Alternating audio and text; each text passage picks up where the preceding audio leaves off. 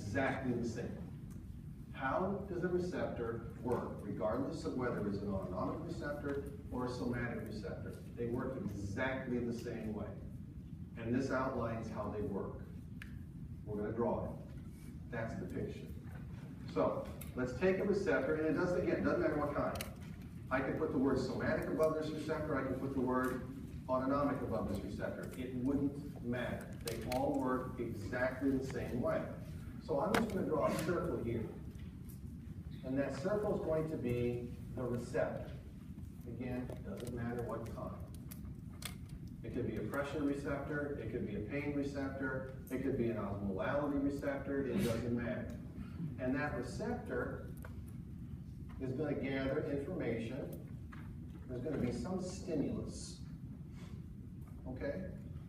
This stimulus is energy.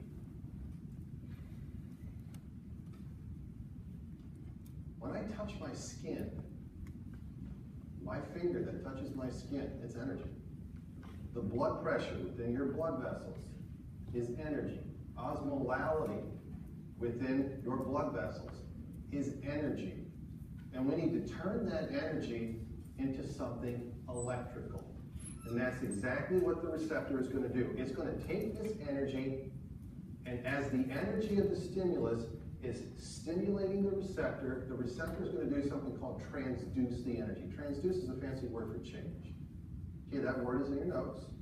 It's going to change that energy, it's going to transduce that energy into something electrical. What do you think it's going to change, given that it's electrical? Something that we know very well about. Membrane potential. All right? We are going to change the membrane potential of those receptors. And those receptors are going to, let's just draw this. So that's our little neuron. There's the nucleus. We have our axon here, obviously. Okay, then we have our presynaptic terminal. And then what I'm going to have here is a neuron of the central nervous system. All right? So we have a synapse going on here. We have two synapses, do we not? Here's one synapse. Here's another one. We're going to release neurotransmitter over here. What we've done here in this particular picture is we've drawn what I've outlined in blue here. Here's a receptor. Oh, damn it. Here's a receptor. Here's our sensory neuron. There's neurotransmitter. There's the central nervous system. There's our receptor. There's our sensory neuron. There's the central nervous system. We're just giving it more detail now, which is what we're doing. I gave you the big picture. Now I'm giving you detail. So we have this receptor. It's just gathered the stimulus, whatever that stimulus might be. You know what? Let's make it a pressure receptor. I'm not going to label it, but let's just do that. So we have a specific example here. A pressure receptor in your skin. Let's say that's the Pacinian corpuscle. What the hell? Let's really give it a name. So that's the Pacinian corpuscle. Whose job it is, or that's who's the job of that is to what? Depression, right?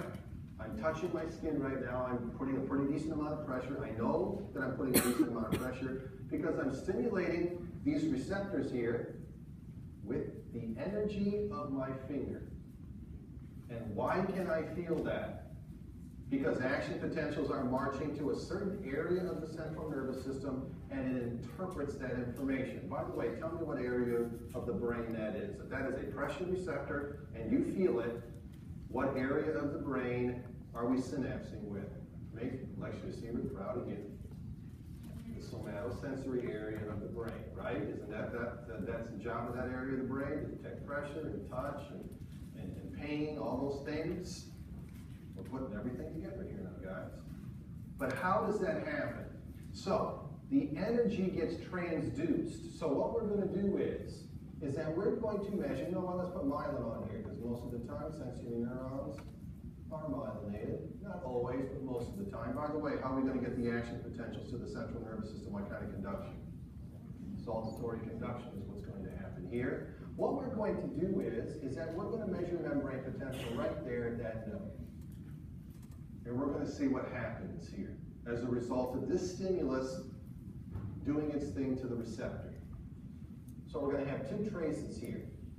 we're going to have a membrane potential trace, and we're going to have a stimulus trace. So that's going to be the intensity of the stimulus. All right? At this point, I'm going to say that the stimulus is 0. I have not touched my skin yet. All right, again, because that's a specific example that I wanted to use. I could have used blood pressure as an example, osmolality as an example. I could have used anything I wanted, but pressure seems probably to make more sense to everybody, at least right now. But right now, we have no stimulus. What's that? That's resting membrane potential, correct? Nice and steady, our leak channels are working, correct? And so now what's going to happen is, I'm going to apply the stimulus right there. Now what do you think is going to happen to membrane potential? Should it get more positive or more negative? We've just stimulated things. More positive, you know that. When you depolarize a cell, it means you have stimulated it. We just stimulated things here by doing what? I touched my skin. So membrane potential is going to get more positive. It's going to depolarize, and we're going to hit threshold.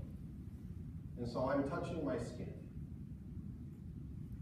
And the reason that I know I am, the reason that I can feel it, is that these action potentials are going to start to get generated and conduct along this axon, so that we release neurotransmitter onto those neurons, which then depolarizes them, and they interpret the action potential frequency as touch, because that's their job in this particular case. Because these particular receptors, if it's a Pacinian corpuscle, go to certain neurons in the brain that make you feel pressure, as you guys well know. Are we good? So what happened here is that this receptor was stimulated, and all of a sudden we depolarized. Why don't you tell me why that happened? How did that depolarization take place?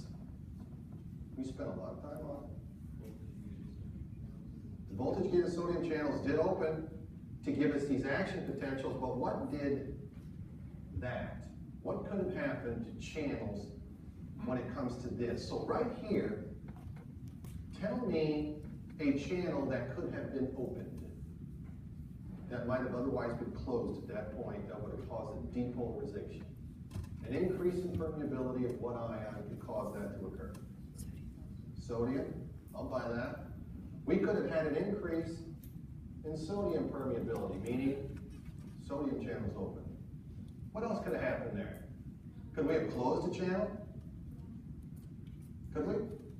Which one? Potassium.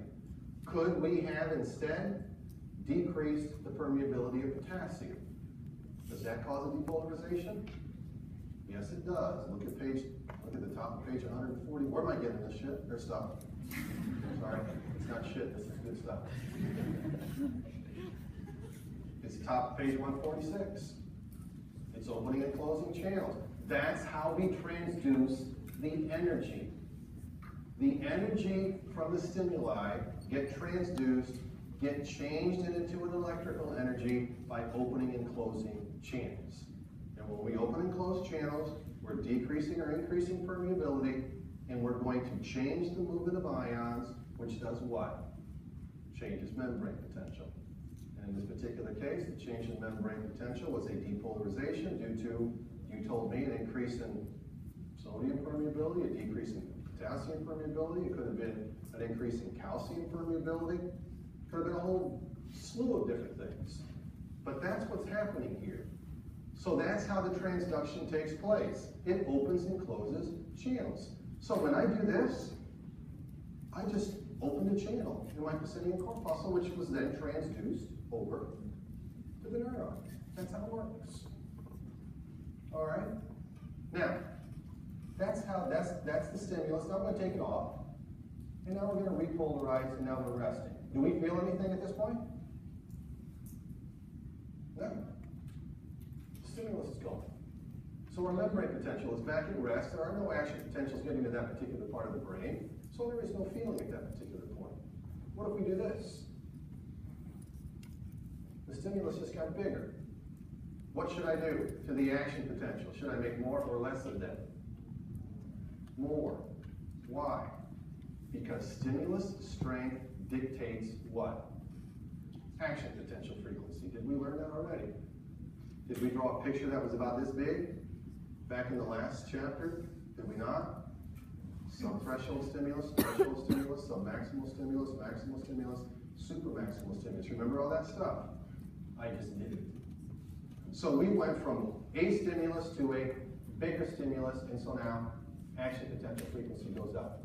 What that means is, in the case of a prosthetic corpuscle, is I pressed harder into my skin, and I felt that I pressed harder. How could I feel that I pressed harder? Because these neurons right here received more action potentials and interpreted it as, I'm pressing harder. That's how it works. Action potentials are information, correct? We know that. I made that perfectly clear to you guys.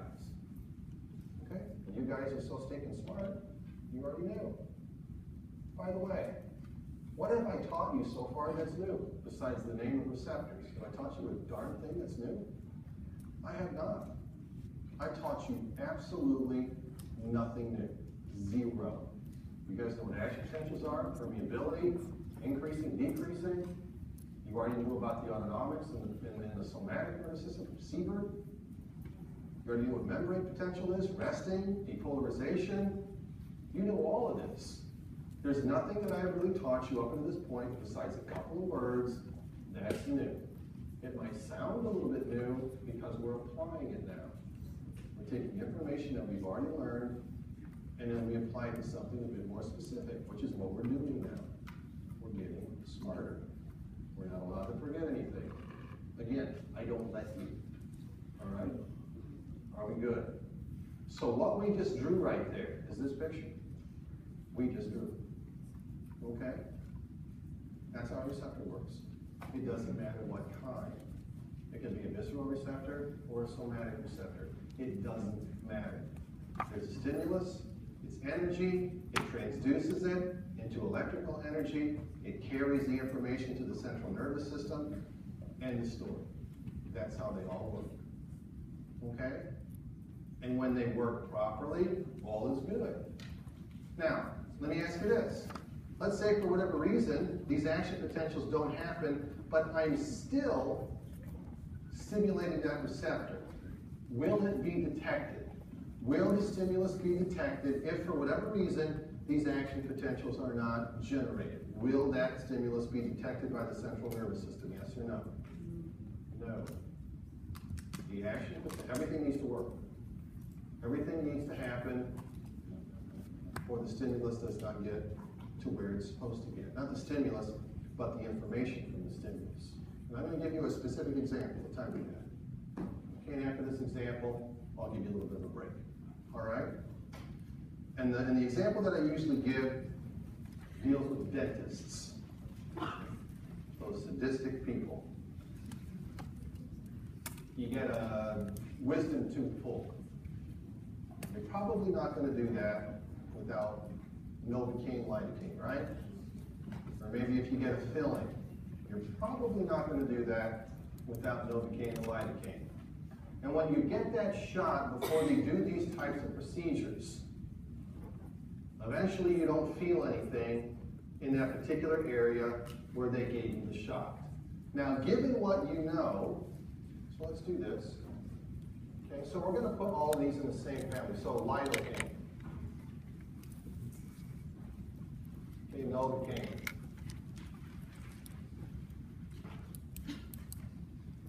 Cocaine. I'm not saying that to be funny. I really mean cocaine. I think there's 2 C's in cocaine, isn't it?